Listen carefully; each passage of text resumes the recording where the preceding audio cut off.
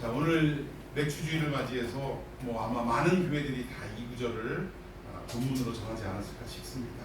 사실은 16절 전체가 본문은 아니고 수장절은 그 다음 우리가 얘기하는 장막절 이 이야기를 하는 건데, 앞절에 맥주절을 지키라 이는 내가 수고하여 밭에 뿌린 것에 첫 열매를 거두니라. 여기까지가 사실은 오늘 맥주절에 대한 본문이라고 할 수 있습니다. 현대 도시교회에서는 농사하고 거리가 멀다 보니까 사실은 맥주 감사 주일이 의미적으로 좀 이렇게 상실되고 거리가 좀 멀어져 있습니다.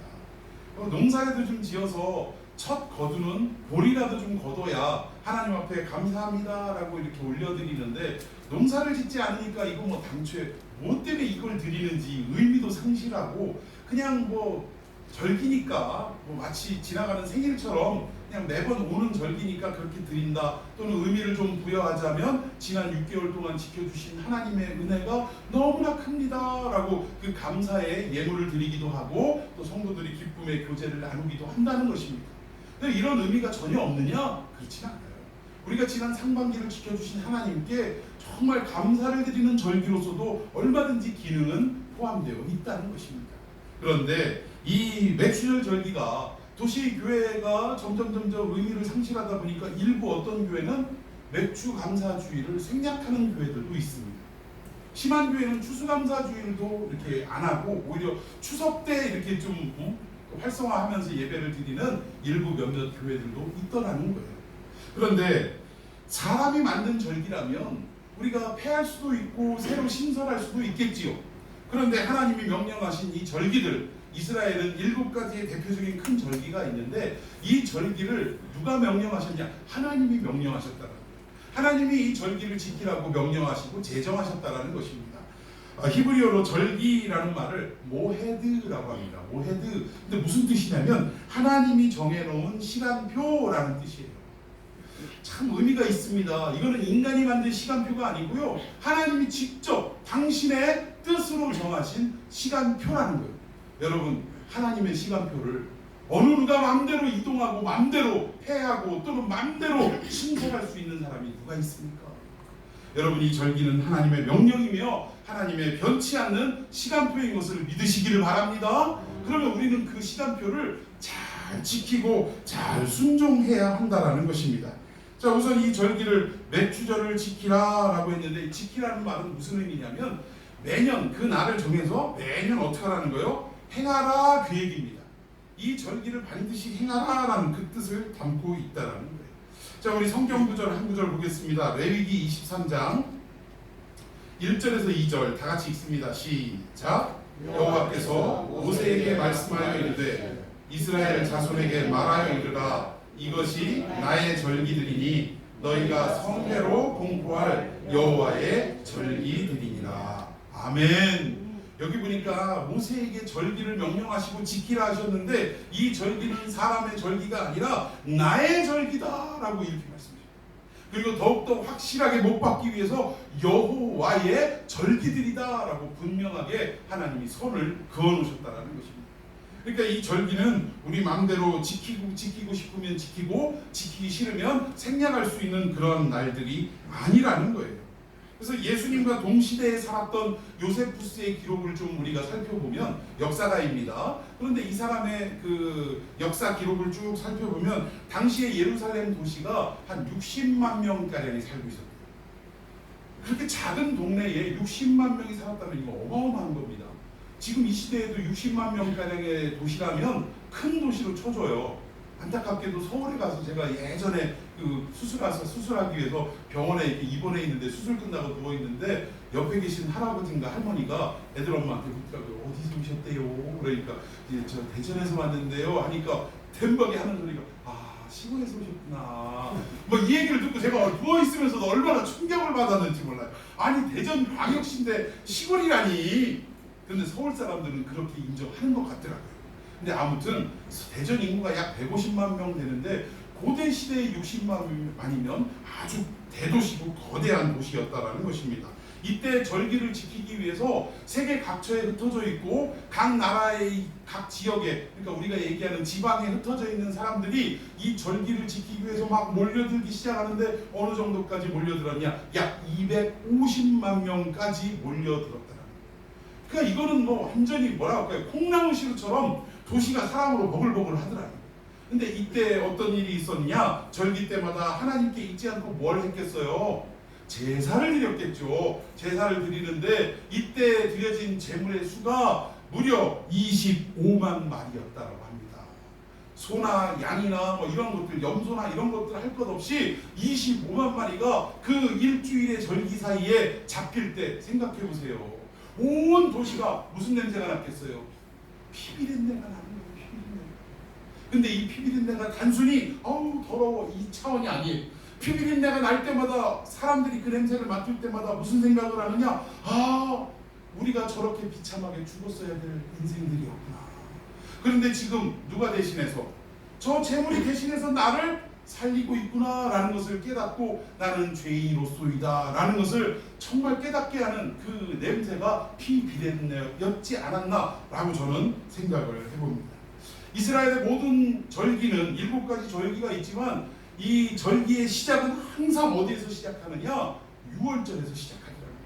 그러니까 6월절에서부터 며칠이 지났느냐에 따라서 나머지 절기가 다 시작이 되더라는 것입니다. 이 6월절의 유래를 보면 하나님이 모세를 통해서 이스라엘 백성들을 구출하시는데 바로가 말을 듣습니까? 안 듣습니까? 안 듣죠. 왜냐? 우리가 바로가 참 귀신에 쓰여서 그렇다라고 쉽게 생각하지만 사실은 이 바로가 그 많은 유대인들을 그냥 외국으로 보내버리면 그동안 이 애굽 땅에 사용되었던 어마어마한 그 막대한 노동력은 어디서 그걸 얻을 수 있겠냐는 거예요. 미루어 볼 때 남자만 60만 3,550명이라고 성경에 기록되어 있는데 그럼 여자와 아이들과 노인들까지 따지면 아무리 못해도 적어도 200만 명 이상이라는 거예요. 여러분 200만 명의 노동자가 한꺼번에 파업을 한다고 생각을 해보십시다. 우리나라 경제가 버틸 수 있겠습니까? 아니 대기업의 어느 한 노동 자들의 모임도 파업을 하면 나라의 경제가 휘청휘청해요. 그런데 200만이라고 하면 이건 어마어마한 숫자가 파업을 했을 때, 아니 아예 그 나라를 떠나버렸을 때 이것을 대체할 수 있는 인력을 당장에 어떻게 구할 수가 없는 상황이었다는 거예요. 그러니까 바로는 그냥 자기가 죽을지언정 어떻게든 나라 경제 살려보려고 끝까지 허락을 하지 않았다는 것입니다. 그런데 아무튼 하나님의 강권적인 역사 가운데 말을 듣지 않으니까 마지막 10번째 재앙, 무슨 재앙? 장자가 죽는 재앙을 하나님이 내리셨어요. 그런데 그때 모든 장자 초태생이 죽어나가는 그때에 모세의 이 대언에 의해서 많은 이스라엘 백성들은 고센 땅에서 어떤 일들을 했죠? 뭘 잡습니까? 어린 양을 잡아서, 그래서 그 어린 양의 피를 어디다? 문 좌우 임방과 설주에다가 우술초라는 게 갈대 같은 거예요. 이거를 묶어가지고 붓처럼 만들어서 피를 찍어서 바르면 죽음의 사신이 그 집을 넘어갔다 해서, 월자가 넘을 월자입니다. 그래서 죽음의 사신이 넘어갔다 해서 6월절, 패스오버 이런 의미로 절기를 지키는데, 이 절기가 가장 이스라엘의 기준이 되고 기본이 되는 절기라. 이 날이 언제냐? 유대력으로 1월 14일입니다. 정월 14일. 그러면 이 정월 14일부터 14일 날은 6월절로 지키고 15일부터 한 주간을 무교절로 지키는데, 이 무교절은 어떠한 절기냐? 무교병을 먹는 절기예요. 그러니까 빵을 만들 때 대부분 부드럽게 만들기 위해서 뭐를 집어넣죠? 누룩을 집어넣습니다. 이스트 같은 걸 집어넣어요. 그런데 이 한 주간 동안은 누룩을 넣지 않고 그냥 그 딱딱하고 맛없는 빵을 먹게 하셨다라는 거예요. 그게 무교절입니다. 무교병을 일주일 동안 먹어서 무교절이다. 그 의미가 뭐냐? 6월절은 하나님이 이스라엘 백성을 구원하는 절기인데, 그 한 주간 동안 기념해서 무교병을 먹었다라는 것은 하나님의 구원에는 다른 어떤 인간이나 다른 어떤 그 세계에 무언가가 섞여 있거나 작용을 했거나 하지 않았다라는 거예요.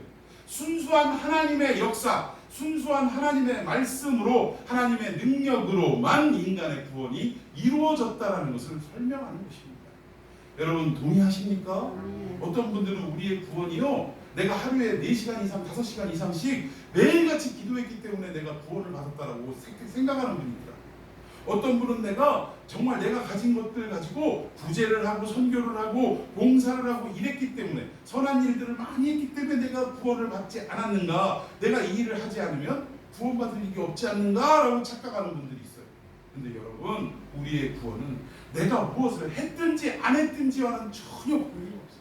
오히려 내가 무엇을 했다라고 해서 하나님이 어여삐 여기시고 나를 구원했다라고 생각한다면 그것은 바로 누룩의 역사라는 것입니다.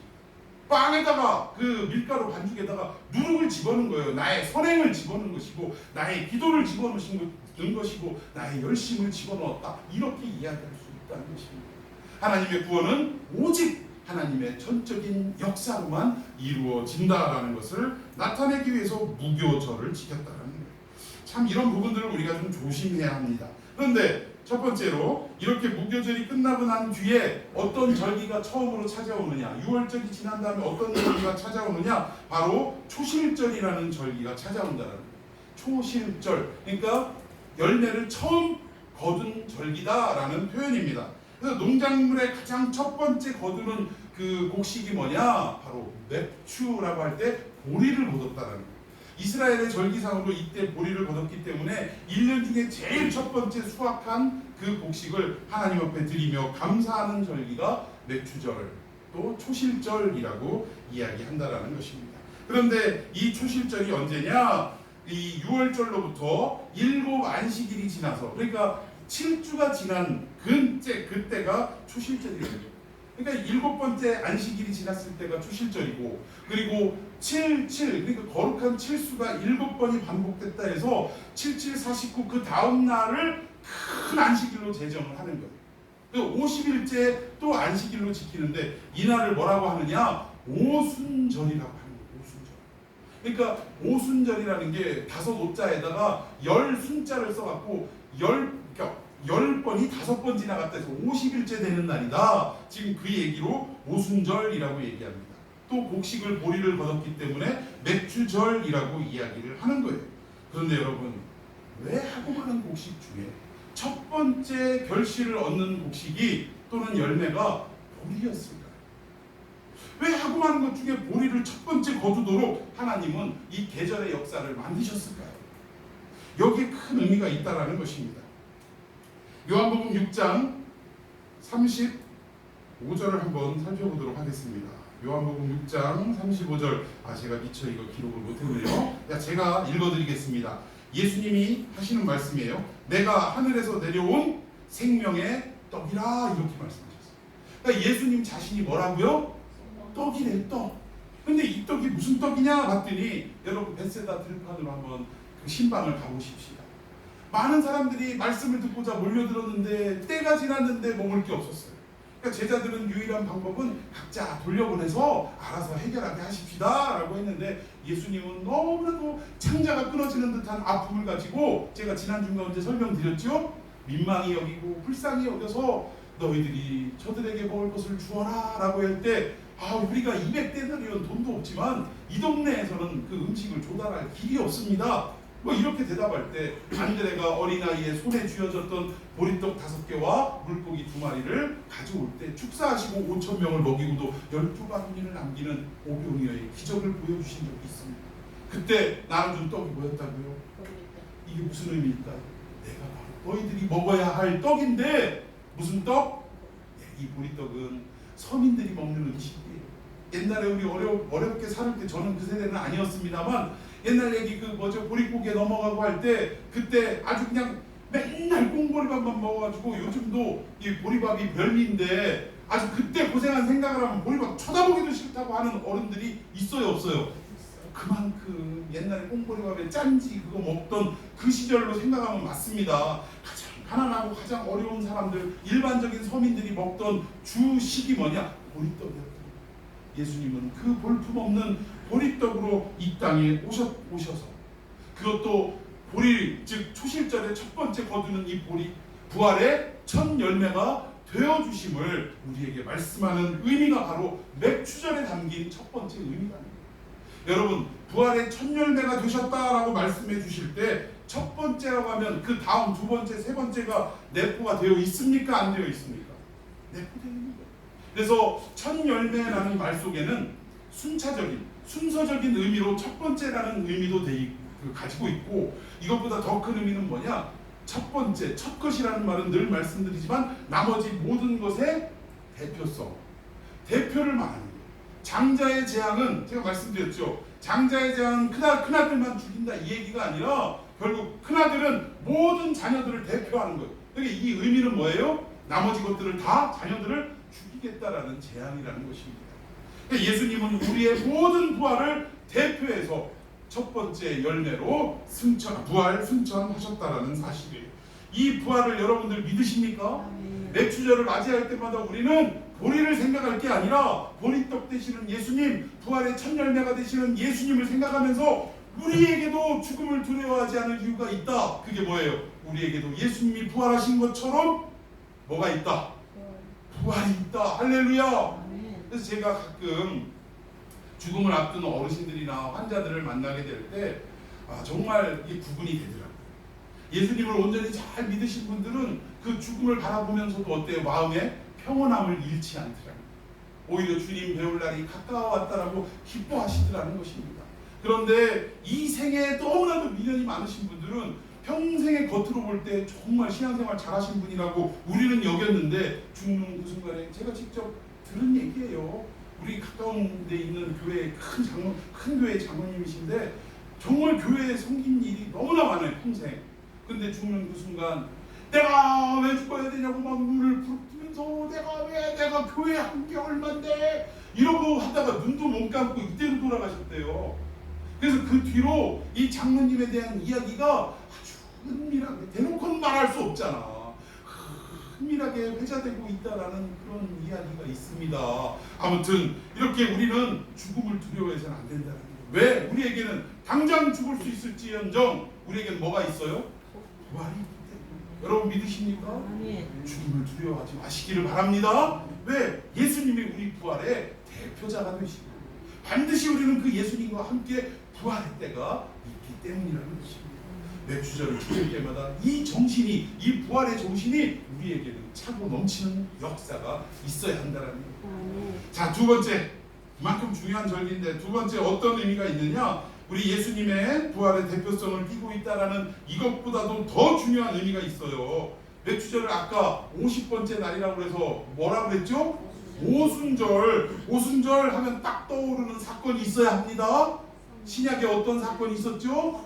그렇죠. 마가 다락방에서 120문도가 하나님 앞에 뜨겁게 기도하고 승천하신 예수님의 약속을 기다리면서 예배하고 기도하고 찬양하고 있었을 거예요. 예, 감사합니다. 집중시켜 주셔서. 자, 그렇게 하고 있을 때에 어떻게 됐느냐? 하늘로부터 뭐가 임했어요? 성령이 어떤 형태로? 불의 혀같이 갈라지는 모습으로 그들에게 임하는 역사가 있었다라는 것입니다. 이 역사로 말미암아 탄생한 기관이 있어요. 오순절에 마가다락방의 성령의 임함과 동시에 탄생한 기관이 있습니다. 뭐예요? 교회라는 거예요. 교회가 오순절날 성령의 임함으로 동시에 탄생이 됐다라는 것입니다. 그래서 오늘은 그냥 6개월 지켜주셔서 감사합니다 하는 날이에요. 오늘은 생일날이에요. 누구의 생일? 교회의 생일. 교회는 뭡니까? 이 건물이 교회예요? 아니요. 오늘 함께 예수 그리스도의 이름으로 구원받고 모여 예배드리는 저와 여러분들이 바로 교회인 줄로 믿습니다. 오늘 여러분들 생일이에요. 여러분들 생일날 아무리 나이가 들었어도 아이 생일 필요 없어 라고 거절하지만 그래도 자녀들이 뭐래도 선물을 하고 케이크라도 갖고 와갖고 불게 하고 노래하면서 박수 쳐주고 하면 좋아요 안 좋아요? 좋지요. 오늘 그 마음 들뜬 마음으로 사실은 이 자리에 나왔어야 돼요. 혹시 행여나 그런 분은 없겠지만 그러면 저희들이 또 헌금해야 되거든요. 이러면서 그냥 아주 그냥 골치 아픈 마음으로 이 자리에 나오신 분이 있습니까? 아니라는 거예요. 오늘 우리의 생일이라는 것입니다. 이 교회의 생일이라는 거예요. 생일날 우리가 기뻐하지 않을 수 있습니까? 기뻐해야죠. 하나님이 우리에게 특별하게 허락하신 생일인데 여러분 이런 의미가 맥주절에 숨어 있다는 것을 우리가 좀 알아야 합니다. 많은 교회들이 이렇게 중요한 메시지를 놓치고 매년 절기만 지키는 거예요. 매년 헌금하는 절기예요. 그냥 저는 그 의미가 나중에 언제 기회가 되겠지만 헌금은요 절대 억지로나 강요로 이루어지면 안 된다라는 것입니다. 기쁨으로 자원하여 드리라 라고 성경 곳곳에 하나님이 말씀하고 있어요.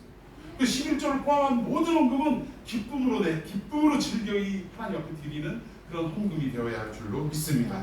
자, 그리고 오늘 성령 받은 사도들이 나아가서 예수의 죽으심과 부활하심과 다시 오시는 그 재림을 설교할 때 몇 명이 돌아왔다? 베드로가 설교할 때 몇 명이 돌아왔어요? 3,000명이 회개하고 돌아오는 역사가 있었다라는 것입니다. 여러분, 이 내용이요, 우와 3,000명 좋겠다, 이 정도로 끝나서는 안 돼요. 우와 대단한 부흥이다, 이게 아니에요. 하나님의 말씀에는 그냥 단순히 겉으로 드러나는 표면적인 어떤 메시지보다 반드시 그 안에 구약과 짝을 이루는 그 어떤 뭐라고 할까요? 하나님의 약속된 말씀이 숨어져 있다라는 것입니다. 자, 이와 비슷한 사건을 한번 찾아봤으면 좋겠습니다. 자, 출애굽기 19장 16절에서 18절. 자, 16절 제가 읽고 여러분들이 17절 읽겠습니다. 셋째 날 아침에 우레와 번개와 빽빽한 구름이 산 위에 있고 나팔 소리가 매우 크게 들리니 진중에 있는 모든 백성이 다 떨더라.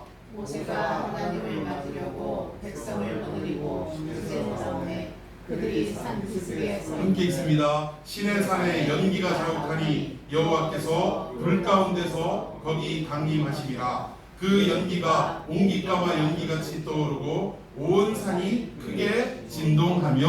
할렐루야. 여러분, 재미있는 건요, 이스라엘 백성들이 홍해를 건너고 며칠 만에 이 율법을 받은 시내산 기슭에 도착했을까요? 네? 돌발 퀴즈, 며칠 만에 도착했을까? 눈치가 빠른 사람은 우리가 몇 주 전에 절기를 가만히 계산해보면 나오는 숫자가 나올 거예요. 50일 만에 도착했어요. 의미가 있는 거예요. 의미가 50일 만에 딱 도착을 했습니다. 거기에서 하나님이 너희들은 나의 백성이라고 언약을 맺는데 하나님이 이스라엘 백성에게 강림하시는 첫 번째 사건인데 어디 가운데 강림하셨어요? 친절하게 제가 색깔까지 칠해드렸어요. 불 가운데 강림하셨어요. 오순절 마가다락방에 성령이 임하실 때 어떤 모습으로? 불에 혀같이 갈라지며 불로 임하셨다라는 거예요. 그런데 구약의 이스라엘 백성들에게 율법을 주실 때에 첫 번째 강림하는 그때에도 하나님이 불 가운데 백성들에게 임하셨다라는 것입니다. 참 이게 놀라운 일이 아닐 수 없습니다. 그런데 이 율법을 받고 모세가 산으로 내려올 때 하나님은 이미 아셨어요. 밑에서 어떤 일들이 벌어지고 있는지를. 그런데 내려와 봤더니 송아지 하나 뚝딱 만들어 놓고 이게 우리를 애굽에서 건져낸 하나님이다 라고. 그러니까 이게 다른 신이라고 차라리 얘기했으면 나았겠어요. 본질적 하나님도 아닌 다른 우상을 만들어 놓고 이게 하나님이라고 믿고 있는, 여러분, 자칫 우리가 잘못 믿으면서 하나님의 뜻과 상관없이 믿으면서 나는 하나님을 믿노라라고 하는 우리의 모습과 어떻습니까? 너무나도 비슷하지 않습니까? 이러고 있더라고요. 내려와서 어떻게 했어요? 이 하나님 앞에 반기를 들고 엉뚱한 우상 숭배를 일으켰던 사람들에게 누가 특별 명령을 받냐? 레위 자손이 특별 명령을 받아서 이 불순종하고 우상 숭배한 자 몇 명을 3,000명을. 아, 이게 재밌지 않아요? 오순절날 마가다락방에 와가지고 성령이 임해가지고 말씀을 증거하니까 몇 명이 돌아왔더라? 3,000명이 돌아왔더라. 근데 이때 하나님이 율법으로 임하셨을 때는 우상 숭배하다가 몇 명이 죽었더라? 3,000명이 죽었더라. 여러분, 이 역사의 한복판에 예수님이 오셔서 이 십자가의 대속의 사건, 어린 양의 죽으심의 사건으로 교회가 탄생하고 또 사도들의 이 말씀을 선포하는 가운데 3,000명이 돌아오는 역사가 있었는데 결국 이것은 무엇을 말하느냐? 과거 율법으로 인해서 율법을 지키지 못하고 하나님 앞에 우상 숭배하다가 죽었던 그 3,000명을 성령님이 오심으로 말미암아 다시금 어떻게 하는 역사요? 살아나게 하는 역사라는 사실입니다. 언제? 맥추절에. 여러분, 이 맥추절을 6개월 감사해요, 이 정도로 우리가 지켜서야 되겠습니까? 우리가 그때 율법으로 죽었었던 자예요. 율법을 100% 지켜야 살아나는데 100% 지킬 자가 있더라 없더라? 한 사람도 없더라라고 로마서 3장에 말씀하고 있지 않습니까? 의인은 없나니 한 사람도 없다. 바울이 그렇게 말씀했잖아요. 우리가 그것으로 인해 죽었어야 됐다. 아니, 이미 죽었던 자들이라는 거예요. 그런데 누가 오심으로 말미암아 맥주절에 오순절에 성령이 임하심으로 말미암아 그의 말씀을 듣고 죽었던 우리가 어떻게 됐더라? 살아났더라. 할렐루야. 이게 바로 맥주절의 의미라는 거예요. 여러분 아직도 죽어있는 심령이 있습니까? 오늘 하나님의 말씀으로 살아나는 역사가 있기를 축원해 드리겠습니다. 자, 우리 세 번째 의미입니다. 자, 우리 본문 출애굽기 13장 읽었던 부분 16절 시작. 맥주절을 지키라. 이는 내가 수고하여 밭에 뿌린 것에 첫 열매를 거두이니라. 아멘. 맥주절에 어떤 의미가 있느냐? 밭에 씨를 뿌려서 첫 번째 열매를 거둔 절기다. 여러분 이전에는 이스라엘 백성도 어떻게 살아왔습니까? 광야에서 어떻게 먹고 살았어요? 매일같이 수고도 농사도 길쌈도 한 적이 없는데 하늘로부터 매일같이 뭐가 내렸죠? 만나가 내렸다는 거예요. 만나가.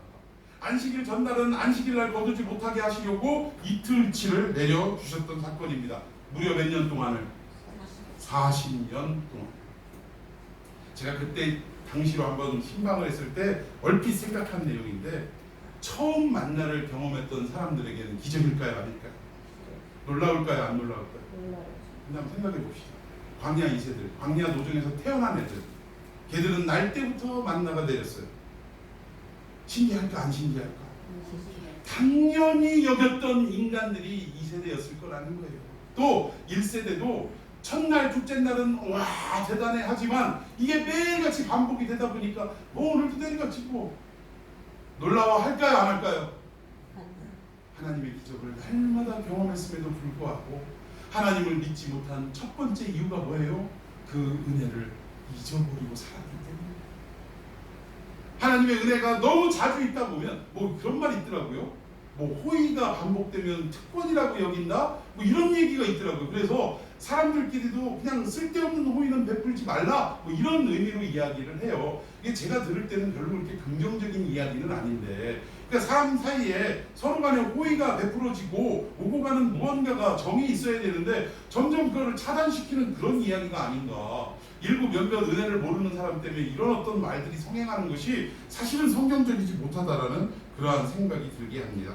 아무튼 이 맥주절을 지키라. 이 매일같이 만나를 먹던 이들이 하나님의 명령이 떨어졌는데 이것이 언제 떨어졌냐면 광야에서 떨어졌어요. 명령이 광야에서 말씀은 떨어졌지만 이것을 어디에 가서 지키라는 얘기죠?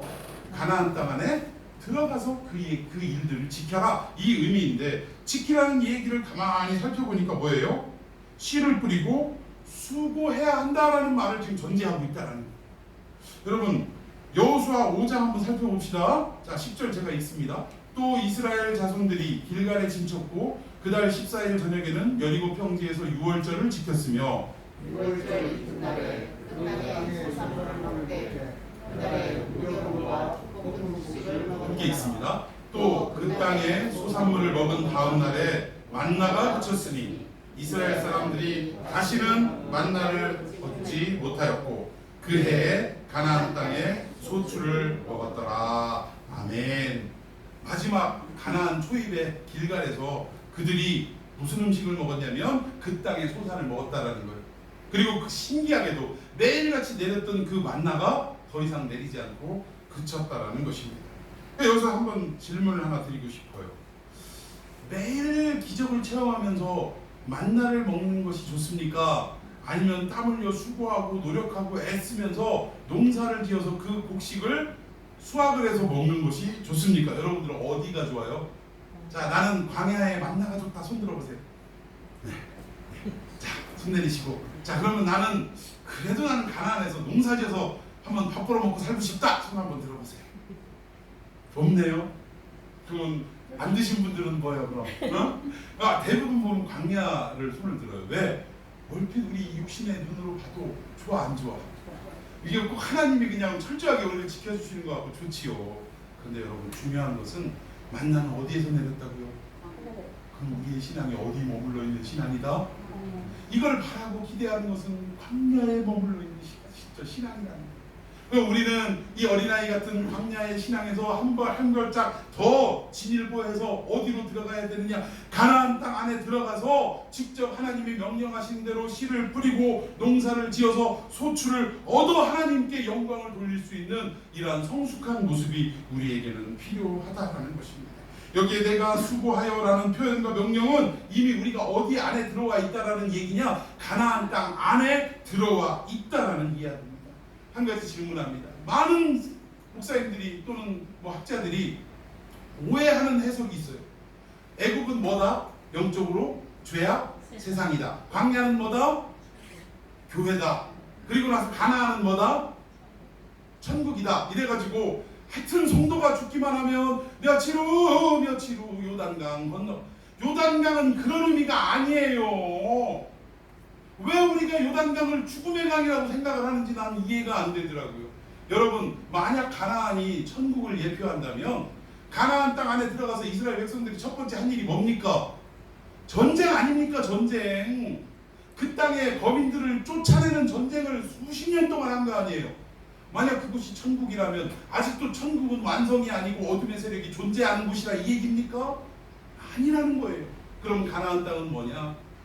내 힘과 내 능력과 총과 칼과 창으로 빼앗는 그 땅이 아니라 이 땅은 하나님의 말씀에 순종함으로 우리가 차지할 수 있는 땅임을 직접 살아내면서 순종으로 경험할 수 있는 곳이 가나안이라는 것입니다. 그러니까 말도 안 되는 거인족들과 싸워 그 땅을 점령하라 라는 명령 앞에 인간적인 생각을 하는 족속들은, 지파들은 아유 무서워서 난 못해요. 대표적인 지파가 단지파예요. 단지파. 나중에 언제 한번 사사기 할 때 삼손 이야기 할 때 진짜 기가 막힐 이야기가 그곳에 있는데, 아무튼 뭐 그런 지파가 있고, 어떤 지파는 그 누굽니까? 그 여호수아 갈렙 유다 지파, 그 험난한 나이가 80이 넘은 갈렙이 그 험난한 땅을, 그 땅을 약속이라고, 하나님이 주신 약속이라고 믿고 내가 이 땅을 점령하겠다. 그래서 이 산지를 내게 주소서라는 찬송도 있잖아요. 여러분, 산지는 평평한 땅 아니에요. 사람이 걸어가기에도 힘든 땅입니다. 그 땅에 무슨 농사를 질 것이며 그 땅에 무슨 건축을 이룰 거예요. 그런 험악한 땅임에도 불구하고 하나님이 주신 그 땅을 어떻게 하는 거예요? 몸으로 순종해 나가는 것을 훈련하고 연습하고 마침내 그것을 완성하는 땅이 어디다? 가나안 땅이라는 사실입니다. 그래서 결국 가나안 땅 안에서는 우리가 정말 하나님의 말씀 따라 이 일상을 살아가는 삶이 있어야 된다. 여러분, 광야에서 일상이 뭐가 있어요? 이게 사실을 엄밀히 따지고 보면 하늘에서 내리는 먹을 거, 옷도 헤어지지 않아가지고 한 벌 갖고 단벌 신사 갖고 40년 버티고, 신발도 40년 버티고, 할 게 있어요 없어요? 한다는 거는 그냥 구름 떠나면 텐트 걷고, 구름 멈추면 텐트 치고, 이게 다예요. 이게 그 와중에서도 아무것도 하는 일이 없으니까 인간들은 어때요? 배고프면 돌 들어갖고 모세한테 던지려고 덤벼들고, 목이 마르면 물 내놓으라고 모세한테 돌 던지려고 하고, 이게 40년의 전부였다라는 거예요. 그런데 가나안 땅은 뭡니까? 이제는 우리가 하나님의 영광을 위하여 살아내야 할 그 땅이라는 사실.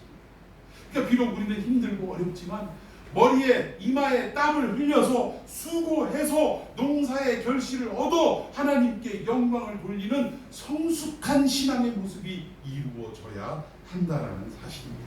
여러분 동의하십니까? 결국 이 가나안 땅에서는 그 삶을 통해서 그리스도 안에서 어떻게 순종하며 살 것인가를 연습하는 공간이라는 사실이에요. 이것을 우리가 항상 염두에 두어야 한다는 거예요. 그래서 수고하는 것은 누구의 몫이냐? 광야에서는 하나님의 몫이었다면 가나안 땅 안에서는 우리의 몫이어야 합니다. 자, 우리 신명기 말씀 한번 보도록 합니다. 제가 먼저 읽습니다. 7주를 셀지니 곡식에 낫을 대는 첫날부터 7주를 세어 내 하나님 여호와 앞에 7일절을 지르되 내 하나님 여호와께서 내게 복을 주신 대로 내 이름을 다하여 자원하는 이름을 드리고. 여기서도 보니까 77절이 나오네요. 77절이라는 게 한 주를 7번 해서 49일을 얘기합니다. 이때 하나님 여호와께서 너에게 복을 어떻게 하신 대로 헌금 빚져서 하는 거 아니에요. 마음은 알겠어. 마음은 알겠는데 헌금을 굳이 복 받으려고 빚까지 져가면서 하는 거는 아니더라는 거예요. 하나님은 헌금할 때 어떻게 하라고요? 너에게 복을 주신 대로. 동의하십니까? 빚내는 것도 또 능력이라고 또 하시는 분 있을까 모르겠네. 그리고 어떻게 하라고요? 내 힘을 어떻게 하라고? 헤아려. 왜 쥐뿔 돈 10만 원 내면 할딱할딱거리는 그 정도의 살림인데 뭐 한다고 50만 원, 100만 원을 헌금하냐 이 얘기예요. 이 힘을 헤아려라고 좀 주제 파악을 하라 이 얘기예요. 하나님이 너에게 주신 분깃을 헤아려라 그 얘기입니다. 그리고 어떻게 하는 마음으로? 자원하는 예물을 드려라. 왜 억지로 해? 남들 하니까 나도 이만큼은 해야지. 여러분 그거 몰라. 교회 재정엔 도움될지 몰라도 하늘나라에서는 하나 카운트가 되더라 안 되더라. 아우 카운트 되지도 않는 헌금을 뭐하러 해 뭐하러. 차라리 애들하고 맛있는 떡 사 먹어요 가서. 너무 답답해. 자원하는 마음으로 예물을 드시기를 바랍니다. 자 11절 함께 읽습니다. 시작. 너와 내 자녀와 노비와 내 성중에 있는 외인과 및 너희 중에 있는 백과 과와 함께 내 하나님 여호와께서 자기의 이름을 지키려고 택하신 곳에서 내 하나님 여호와께서 즐거워할지니. 아멘. 자 맥주주일날 우리가 헌금을 드립니다. 예물을 드려요. 그러면 이 예물을 어떻게 사용해야 되는가가 분명하게 여기에 기록이 되어 있습니다. 누구? 객과 고아와 과부와 함께 이 예물을 나누라 이 얘기예요. 여러분 객과 과부와 고아는 오늘날 누구를 말하냐면 누군가의 도움이 없이는 스스로 존립할 수 없는 그들을 예표하는 겁니다. 여러분 많은 세상의 종교가 있는데 각 종교마다 구제를 합니까 안 합니까? 구제합니다. 불교에서 하고 뭐 어디서 하고 심지어는 사이비 이런 이단에서도 하나 모르겠네. 하여튼 하는 걸로 알아요. 하여튼 좋은 일 많이 하더라고요. 근데 그들과 우리의 이 구제의 차이점이 근본적인 차이가 있다는 거예요. 어떤 차이가 있습니까? 세상에 믿든 믿지 않든 많은 사람들이 하는 구제 또는 여타 종교들이 하는 구제는 어디에 기준을 해서 이 구제를 하냐? 휴머니즘에 인간의 이거에 기초로 해서 구제하는 거. 아우 불쌍해서 어쩌고 밥도 못 먹었디야. 불쌍해. 아유 밥이라도 먹게 해야지. 이런 마음 중심에서 구제가 이루어지더라는 것입니다. 여러분 이거 나쁜 거 아니에요. 좋은 겁니다. 그런데 우리 기독교는 이것과는 근본적인 차이가 있다는 거예요. 무슨 차이가 있냐? 물론 이렇게 불쌍히 여기는 마음도 있지만 더 근본적인 건 뭐냐? 내가 예수 알기 전에 내가 그 자리에 있었다는 거예요. 나도 그 자리에 있었는데 누구의 은혜로 말미암아 지금 여기 있다? 예수 그리스도 십자가의 은혜로 말미암아 구원을 얻어서. 예전에는 고아가 뭐예요? 고아가 여러분 아버지 어머니 있다고 고아가 아닌 게 아니에요. 성경에서의 고아는 나 살 일을 나 살 것을 내가 힘쓰고 애쓰고 노력해서 헤쳐나가야 할 사람들을 고아라고 합니다. 여러분 애비 있는 자식이 왜 그 걱정을 하냐 이 얘기예요. 여러분 우리는 하나님 우리의 아버지 되신 줄로 믿습니다. 우리의 인생을 책임져 주시는 아버지가 계시는데 왜 나 먹을 거, 내 살아갈 걸 왜 지레 걱정하고 염려하고 근심하냐 이거예요. 여러분 이 사람들은 영적으로 볼 때 다 무엇이더라? 과부는 또 뭐예요? 남편 없는 사람 아닙니까? 우리는 누가 있어요? 남편 누가 있어요? 우리 이현아씨는 정동진 지사님 남편 있어요? 물론 육신적으로 남편 있죠. 그러나 우리의 영원한 남자도 여자도 이게 성별을 구분하지 않고 우리의 영원한 신랑이 한 분 있어요. 누구? 예수님. 여러분 결혼제도도요. 저는 이렇게 생각합니다. 결혼하자마자 처음에는 막 무지갯빛 꿈을 꾸면서 서로가 좋아서 막 물고 빨고 좋아가지고 그냥 애교를 떨고 이러는데 이거 몇 년 가요? 몇 년 못 가다가 슬슬 뭐가 보이기 시작, 단점이 보이기 시작해요. 그러면서 어떤 노래가 나와요? 속았구나 내가 저런 새끼 저럴 줄은 몰랐다. 아주 막 그러면서 여러 가지의 단점, 내가 이 여자 이런 여자인지 몰랐네 하면서 싸움이 일어나기 시작하고, 그러면서 세상에 여자들은 뭐야? 믿을 놈 하나도 없다라고 그렇게 생각해요. 또 남자들은 세상에 믿을 하나도 없다라고 생각을 하고. 여러분 이 결혼제도가 왜 우리에게 주어졌느냐? 농담 반 진담 반입니다만 이렇게 살아가면서 우리의 유일한 신랑은 누구밖에 없구나. 이놈도 믿을 놈 못되고 오직 누구밖에 없다. 예수님 한 분밖에 없다는 것을 삶으로 실천해내라고, 느끼라고. 왜 그런 얘기 있잖아요. 나 지금 남편에게 불만이 많아갖고 옆집 남편은 너무 좋은 것 같아. 그럴 때 하는 얘기 있잖아요. 살아봐 그놈이요 라고 이야기를 합니다.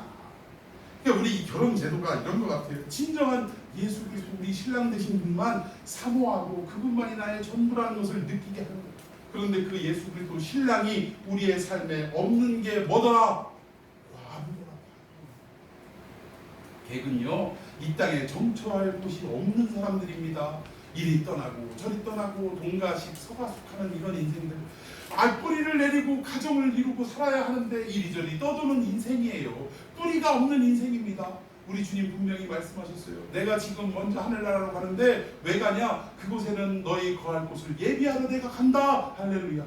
우리는 그것을 소망하며 살아가야 할 계기 돼서는 안 돼요. 우리는 이 땅에서 그 하늘나라 주님이 너희 거할 곳을 예비하시는 그곳으로 어떻게 해요? 여행을 떠나는 순례자가 되어야지 이곳에서 저곳에서 정처 없이 떠나는 그런 계기 되어서는 안 된다는 것입니다.